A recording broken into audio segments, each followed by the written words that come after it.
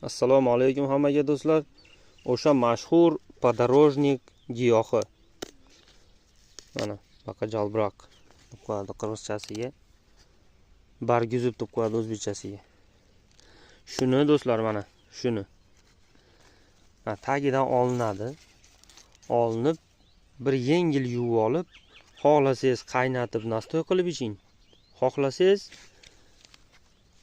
мясорубкаdan chiqarib sokini bir qoshiq asal aralashtirib iching. Oshqozon ichi yaralarini, даже bezlar, kislotность пониженный kislotность, ya'ni kislotность tushib ketganda, oshqozon ichi yo'llari yaxshi ishlamaganda, hazm buzilganda dodini berib yuboradi do'stlar mana. Mana shu barguzub yuvasiz, bo'lmasa quritib iching. Olasiz, bir yuvib, salqin joyga qo'yib, quritib, maydalab, uqalab. 2 qoshig'ini 200 gram suvga tashab, 2 soat 3 soat dam yegizdirib, bir qoshiqdan 3 mahal, 20 kun, 1 oygacha.